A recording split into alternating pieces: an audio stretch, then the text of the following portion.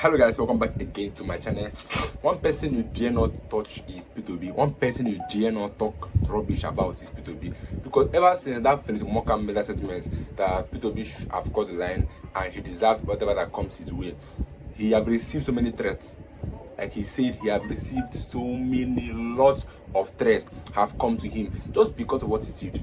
There's some persons you dare not touch in Nigeria. Some person like P2B, a man that have gotten everybody on his side, a man that brought Nigeria together, a man that gave Nigerians hope.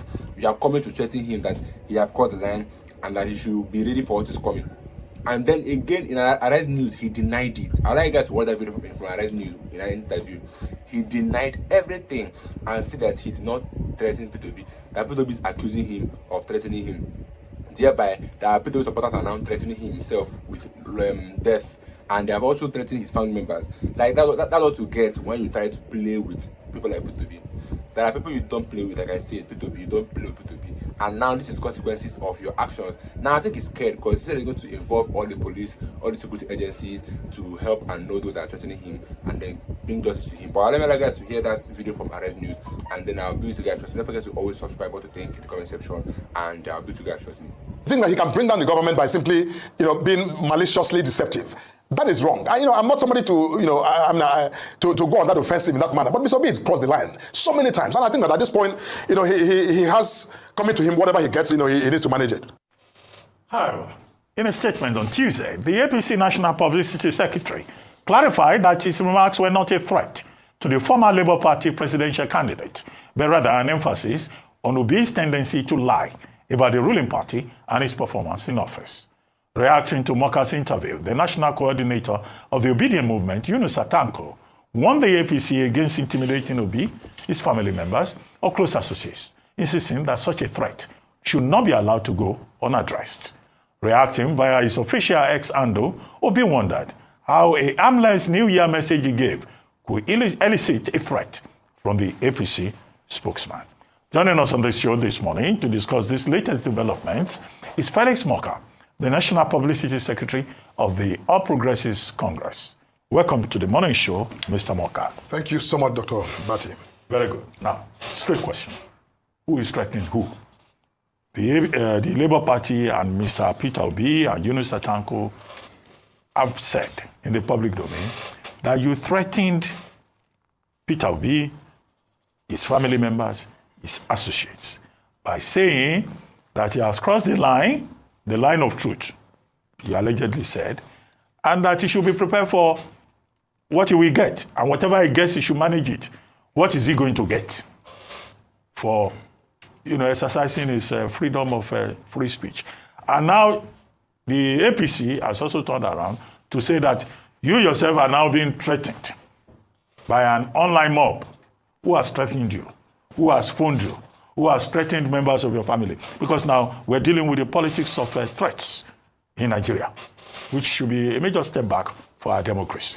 If you could just clarify these two sides of the controversy. Thank you very much, Dr. Bati. You just played back the tape of the interview I had with this station, in which a very specific question was put to me. And the question, because, when you play the tape, it's important for the viewers to understand the question I was responding to. I was not speaking in a vacuum. I was responding to a very specific question put to me during that interview by, your colleague. And the question was this: you have hit back with a volley of attacks, calling Peter Obi a prophet of doom. Some of you have said he's always embarking on voodoo economics that are not in line with the current realities. Do you think this is a slingshot that has gone beyond normal politicking? Now, everything I said in my answer, including the last sentence which you referenced, was in direct and exclusive response to the reference to Peter Obi as a prophet of doom or as engaging in economics. So, in other words, my answer was, if Peter Obi was called a prophet of doom or was called a voodoo economist, he has it coming to him because he has crossed several lines of truth. End of story. End of story. There's nothing else to suggest in those words that I said in the moment of an interview that, saying Peter B has been, speaking a lot of, falsehood, quite frankly. He says he has received death threats. From who exactly? Could it be that your statement, it was a form of incitement, to pro-Tinubu, pro-administration persons? No. You see, he who alleges must prove. If Peter B says anyone threatened him, he must, beyond just saying, I've been threatened, Peter B, I think he, for a man in his standing, he should adduce or, supply some evidence of those who threaten him. Because if anyone threatened Peter B, we shouldn't be having a conversation in your studio. The law enforcement system should be looking for those who threatened Peter B's life. So, but the point, I want to make two major points. One is that I, Felix MORKA, did not threaten Peter B. Nothing I said in that interview begins to even suggest remotely that, Peter B, I was asking anything other than saying to the man who was asking me a question, he said, you guys are calling him Prophet of Doom or, voodoo economist. And I said, well, you know what, if that is what it's called, he has, he deserves it because he's crossed the line of truth. Now, I don't know by what medium or by what, effort do you then transmogrify that conversation into a threat to Obi's life and the life of his family or those around him. That is libel in the extreme. I know Mr. Obi likes to quote figures from Bangladesh, from India, from China, but that's not what we're talking about. Let's move to the second leg of it. Has anybody threatened you? Because your own party is saying you have been threatened. And who are those people who have threatened you? How? Actually, because you are alleged. Absolutely. You should also prove. As it turns out, Peter B's allegation that the words I spoke in that interview threatened his life. Now, immediately, as I speak, I have documented no less than 400 threats, about over 200 of which are death threats. Documented. I'm not talking about people these are written texts that I have carefully documented and which, I'm providing to the law enforcement agencies, or people really telling me graphically describing how they intend to take me out, to shoot me, behead me in graphic language. You see, this is not a joke. And it's gone further to some members of my family who have also been, threatened directly. I'm not speaking about just, suggesting in graphic, language. You see, but, I'm not concerned about that because, what has triggered this entire insanity cannot be attributed to me. I did not threaten Peter B. And so anybody who is threatening me, that is their decision to do so. But, I hope that our law enforcement system will respond as effectively as possible to also, bring those individuals to justice. All right, thank you so much. And I'm really sorry that you're having to go through death threats. It's unfortunate and sad that this is what politics in Nigeria has, descended to. However, going back to Dr. Abati's first question, I don't think you responded to that clearly. It was on this station, you made the statement, and I would read the statement back to you. Yes. And you have an opportunity now to clarify that statement. In all the statements I've seen you, and including statements from your party members, they've only just said you did not threaten. But the big question is, clarify what you mean, so that it's not ambiguous, it's not open to misinterpretation. You said he has crossed the line so many times and has it coming to him whatever he gets. What did you mean by that statement? Look, I think I did at times actually, but let me clarify that. Now, in a statement that I put out yesterday in response to this allegation, I was very clear. Now, first of all, what I meant in the context of the question, because you can't think about crossing the line outside of the question I was responding to. I didn't come to make an independent statement. I was asking the question. You just asked me a question, I'm responding now. Absolutely. Okay. So, what I said, and I stand by what I said, which is that the question was, you called, or APC has called Peter Obi, and by the way, the issue of Prophet of Doom was not my word. Let me just be clear. In my statement, responding to Peter Obi's New Year message, I said that based on his extreme pessimism, he's starting to become Nigeria's leading doomsayer. That was what I said. And what is a doomsayer? Check any dictionary. It talks about somebody who is, intently pessimistic. That's my language. But, the media, because people are more familiar with Prophet of Doom than doomsayer, it became Prophet of Doom. Okay, that was the language that the interviewer put to me. And I said, simply, you have called Peter Obi doomsayer. And I answered, if he has been called doomsayer or Prophet of Doom, he deserves it because he has crossed the line of truth so many times. That is the open and shut, point that was made in that interview. It was a response to, you called Peter Obi, Prophet of Doom. And I said, well, yes, He's been called prophet of doom because he is, peddled a lot of false narratives. And has it coming? Yes, meaning has it coming to him? Prophet of doom, whatever name he's called in this context, prophet of doom, voodoo economist, or economist voodoo, or doom prophet, he has it coming. Meaning that is simply an English language expression. And quite frankly, I think that, like you said, in our politics today, I know that partisanship can be, intensely polarizing. But when you speak about people's lives, we shouldn't commonize it. Absolutely. I'm Felix MORKA. Of what use? I'm not in competition with Peter Obi. I am not running for president today. Peter Obi is not my opponent. Felix MORKA versus Peter Obi. I don't have anything that I'm challenging Peter Obi or he's challenging me about. I speak for my party. When Peter Obi comes on national television on a New Year Day and reels out a lot of facts that I consider to be misleading, it is my duty as the national spokesman of APC to clarify. And in my statement, there was nothing condescending. I simply said, you got it wrong. Because, for instance, crossing the line of truth means, in Peter Obi's campaign to be president, he said, on day one, I'm going to take out fuel subsidy. Tinubu took out fuel subsidy on day one. Peter Obi has continued to lambast Tinubu. And I said, on that score, hey, you are crossing the line of truth. You also promised to do the same thing. On the issue of harmonizing the dual exchange rate, Obi promised to harmonize dual exchange rate. Tinubu harmonized dual exchange rate. Obi has continued to lambast Tinubu about it. And I said, you are crossing the line of truth. On the issue of national security or on the issue of youth employment, everything Peter Obi promised he was going to do, this president is, trying the best he can to do it. And I'm simply pointing out, when as a statesman, you want to discuss, the national fortunes or misfortune, it behoves on you, even when your interest lies more in advancing a false narrative or a negative narrative, because it makes you look like an alternative to what you consider negative. But you must do so with some level of, truth and facts, even if it's not truth, because truth can be relative. But at least facts can be a bit more objective, be factual. So if we say, for example, that on your show this morning, you did say that, IMTO inflows into Nigeria has risen by 60. That's an objective fact. The fact right? poverty numbers, were they factual or not? No. Because Nigerians, 100 million Nigerians in poverty, no, see, let me address that. Multi-dimensional poverty. Was that fact? See, as of 1999, 2001, 2011, over 48% of Nigerians were living in multi-dimensional poverty. Currently, my point to you, yes. If I'm not here to, I'm not again, I'm not going to be, talking about figures and what is accurate and what is not. What I'm saying is that even if let's assume without conceding that the figures Peter Obi put out as those who are living in, the point I'm making in response is that long before Asiwaju thought of becoming president or running for president, a number that is very similar of Nigerians were living in multi-dimensional poverty. In other words, it didn't happen yesterday. And by the way, even if Nigeria, everything about what Peter Obi said, Nigeria started to turn the corner, everything started to look up, we're creating more employment.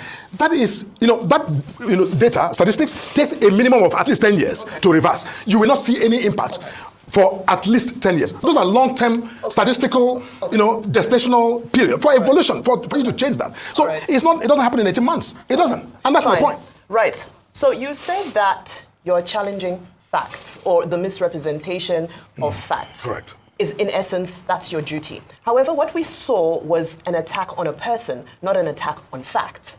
And this is the issue. So for you to exonerate yourself and say, I didn't start this, when Peter Obi's New Year's address very clearly addressed the issues. But yes, you say you were responding to a question. However, you're trained in this field and you could have turned your response into an address of the facts.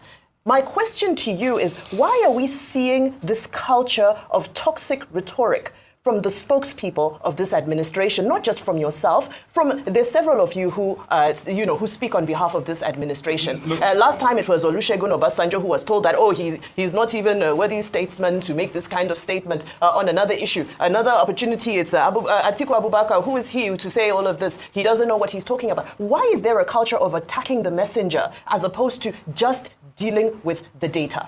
No, I think you're getting this slightly wrong, if I must say. Now, if you read my statement in response to Peter Obi's statement, it had nothing but laying out those indicators of progress that I spoke about. That's it, Mr. B. While it's okay for you to see the economy and see Nigeria from your own, lens, it's important that you recognize certain objective, facts. For instance, in your studio here this morning, you did put out some information. Mr. Rotusu does a fantastic job. Says, look, that IMTO inflows into Nigeria has, gone up over the last year by nearly 63%. That is a fact. So, in other words, if I am, trying to speak to the economy and that issue, I will acknowledge that, look, well, while this is going on, there's a whole lot more to be done. Now, to say that everything is becoming worse by the day, that is factually incorrect. Now, let me say this. In my statement, from the beginning of my statement to the end of my statement, it was all about facts. The first paragraph was where I acknowledged what P2B said. Otherwise, I simply gave examples of what I thought were positive indications that the policies of this government were moving in the right direction. Is he not entitled to sharing his own experience? No, see, his experience that things are getting worse. Is he not entitled to sharing the truth of his reality? He is. Why do we attack people for sharing their reality? P2B is entitled to share his understanding and his views and his own, well, if you say his reality, that's fine. But look, what I'm saying is that when Mr. B, when the president or the government puts out its own record, and P2B feels entitled, as you're suggesting, and I agree with you, that every Nigerian has a right to form their own opinion and speak to it, no problem. But if Mr. B is entitled to speak his opinion to the president's or the government's own narrative, what stops anybody else, including Felix MORKA, under our constitution, the liberty to also say to P2B, just like he is saying to the president and to the government, that you are not doing the right thing? What stops me in my own exercise of my constitutional freedom to say to Mr. B, actually, in your own pushback, your narrative, you are actually also getting it wrong. You see, I'm a human rights lawyer. Human rights and this entitlement to free speech is available to all of us. It's not exclusive to Mr. B or to me or to you or to Dr. Batty. It's available to all of us as human beings, as citizens. So when Mr. B, critiques a position of government or a record of government, Mr. B should, also be calm when others critique his own narrative, because these are competing narratives, and we're in a political society where competing narratives are, people who are listening will choose. What do I believe? Do I believe that things are getting better, or do I believe that things are getting worse? Okay, that competition is a necessary aspect of our democracy, and the right to challenge each of the narratives is also a concomitant, right that we possess as citizens. Look, I get your point about the right to free speech and how no right under Chapter 4 of the Constitution is absolute. Your right begins where my own stops. That's clear enough. But two quick things. Now, LP, Labour Party, and APC are the ones fighting now. But are you aware that the PDP presidential candidate, Waziri Adamawa Atiku Abubakar, has also intervened in this matter? And he specifically accuses the APC administration of trying to stifle the voice of the opposition. And that the words you use in criticizing Mr. Peter Obi were derogatory, inflammatory, and such words, he says, should not be used in decent community. That is Atiku Abubakar of the People's Democratic Party. So it's not just about Labour Party versus APC. It's not just about Felix MORKA versus Peter Obi. And then the second leg of it, and I need you to pay attention to this. You said that Mr. Peter Obi is sponsoring a mob of reckless people who are defaming people, attacking people, bullying people, threatening people on social media and everywhere. A headless mob of bullies. Are you referring to the obedience? And I would like you to comment further on that characterization of this mob that you say Peter Obi is sponsoring. And now that mob poses a threat to the administration and to society. Thank you. As for the former vice president and his, intervention in this matter, I am certain that the former vice president has neither played back the tape of that conversation nor reviewed the transcription, the verbatim written transcription of that clip. I don't think he has done so, because if he did so, I would be surprised and disappointed that the former vice president would say the things he has said in relation to this matter. Dr. Bassett, that's not my word. I'm suggesting that he has not reviewed. That I want to assume that he has not reviewed the clip, watched the clip, nor considered the text, the translation, the verbatim transcription of that clip. If he has done so, I want to give him the benefit of the doubt that he will not come to the conclusion that he did. Somebody may have just told him, this is what P2B has said, and he decided to respond without, any due diligence to understand exactly what was said. So I'm willing to grant him the benefit of the doubt, because, if I truly believe that he said that, then I would again, be utterly disappointed in the former vice president. Now, but again, whatever he has to say or he has said, are entirely his, personal opinions, and that's fine. Now, on the second part of your question, yes, I have been threatened by those who, even in the messages, profess loyalty to Peter Obi, who has said to me directly that, this, what you've said, we believe constitutes a threat to Peter Obi's life. Even when I put out information initially, before my statement yesterday, on the APC handle, providing the verbatim translation or transcription of what I said, I put that out and with the relevant clip, so that you can listen and read. That has not persuaded them to get, an enlightened perspective of that conversation. Now, yes, these are people who profess loyalty to Peter Obi. Now, if I have followers who go around threatening, Felix MORKA or anyone else for that matter, I would, call them to order and say, look, hey, this is not necessary. I will, speak, even when I feel like this individual has said something I don't appreciate. I would still say to them, do not do this. But, so far, Peter Obi was quick to, claim that my words threatened his life and that of his family falsely, according to me. However, up until now, even though I have said publicly that these followers of his are threatening my life and that of my family, I have not seen anything by way of a reprimand or a call for stay on the part of Mr. Obi. In that regard, if I may comment. Now, I'm aware that Dr. Yunus Atanko, the spokesperson for the Labour Party, and also Mr. Peter Obi himself, they both pointed out that there's a difference between the Labour Party and the obedience. Oh. I think one of them had said that the obedience constitutes a movement over which neither Peter Obi or Yusuf Tanko has any control. Okay. So will it not be too much for you to expect that Peter Obi can talk to a movement over which he has no control? They seem to have a mind of their own. Dr. Bati, you, more than anyone else in this country, you're one of those people who follow, who understand what's going on in this country, and you've been in this system. Mr. Bati, can you imagine this president, any group of supporters who are directly or remotely affiliated with this president, who tomorrow will go out to threaten people's lives? Can you, would you truly, realistically expect that Mr. Obi and Labour Party and the obedience, who clearly are driven by him, would say, oh no, these ones who are Tinubu supporters are not, don't hold Tinubu responsible, don't suggest that he has any leverage with them to say, hey, stay. And when he doesn't do that, they will simply exculpate him and say, Mr. Tinubu, well done. Despite what the distinction you try to draw, I believe, and I think most Nigerians believe, that obedience, after all, what's obedience? Obedience are people who say they are obedient to Peter Obi. I mean, we're not going to argue about that. In any event, my point is that whether he calls them to order or not, I'm simply just underscoring what I believe to be, I think a departure from the duty of those who claim that they are statesmen, who bear a higher responsibility more than, some of us who are lesser mortals in this society of ours. All right. Okay, just very quickly, to go back to my question around the statements made and just factual. You're not the president's spokesperson. You are the National Publicity Secretary of the APC.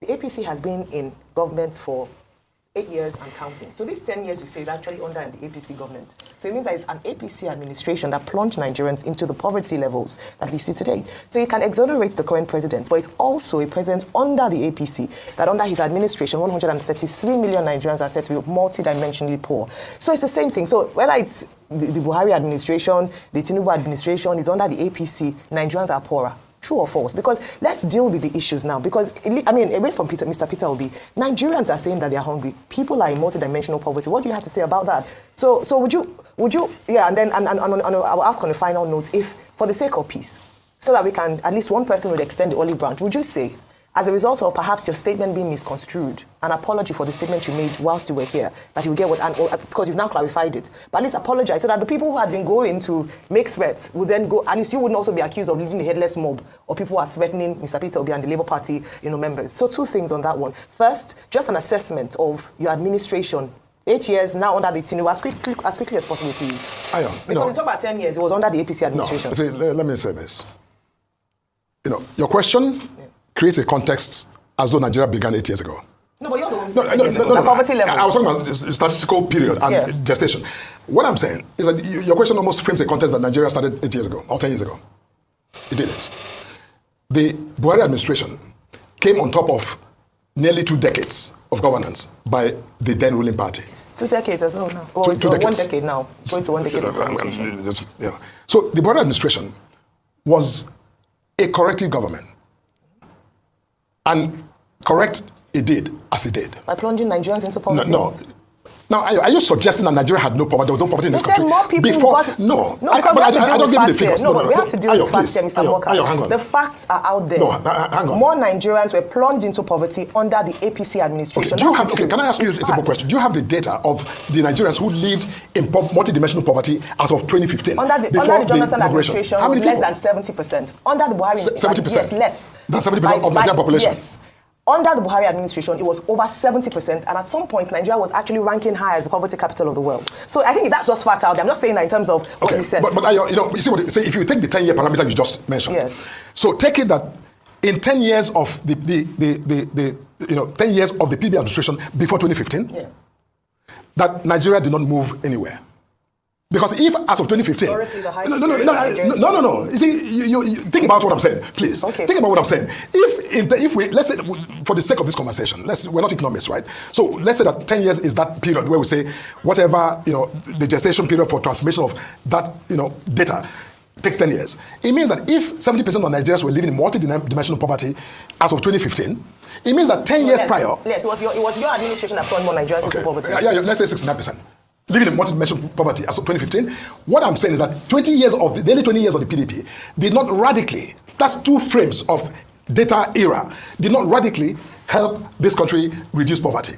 Now, the next 10 years that you're referring to, that people like to refer to, of the Buhari administration, now, added to the Tinubu administration, when you say that this APC administration of, let's say, the last, 8-9 years, is the reason Nigeria has the figure you read out of people who are living in multi-dimensional poverty, that is actually disingenuous. I'm sorry. No, I'm sorry to say what you're saying. That is not economics. That's utter. I'm so that's just being disingenuous. I'm so sorry about that. Factual. It is the facts are out there. The Buhari administration plunged more Nigerians into poverty, but we need to go. Completely manipulated facts. It doesn't bear witness to the conclusion you're trying to give. All the indices are there, but it doesn't. Thank you very much for joining us. On the morning show. Thank you so much. The conversation will continue. Thank you. This is politics. Occupational hazard. Absolutely. P2B is one person you dare not threaten. P2B is one person you dare not try. Because he has more supporters than anybody. P2B single-handedly brought the whole Nigerians together. As such a person that we are saying that my brother must rule Nigeria, my brother can that, and Igbo will not rule us, no kind of person, except that. But other persons came together with one voice that P2B, we will lead Nigeria. P2B dragged the whole country to be one. I think P2B can restore unity because P2B have proven that he's not working based on tribe or anything. He's doing what he's being led to do. He do what is good, like he said, he's doing what is right, no matter what people sees it at. Person that someone that went to North and he helped the North, give them borehole, innovated hospitals, give money to the nurses, done good things in the North. And you hear that man lying about P2B. First of all, he lied that P2B does not have any legacy in Anambra, where he was the governor for 8 years, which was a total lie. Again, he's lying again that he doesn't P2B. That means all this government, APC government, are all full of lies. Because it was very, very obvious that you threatened P2B. You see that he has crossed the line. And now you see that he was talking about line of truth. Which line of truth talking about? Same person said that he should be here. He deserves anything that comes his way. And he's lying that he's not a threat.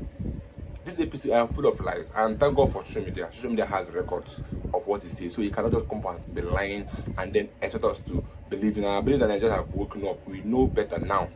We are no longer deceived like that again. But I will see you guys in my next video. Don't forget to subscribe and I will see you in my next video. Stay tuned, guys.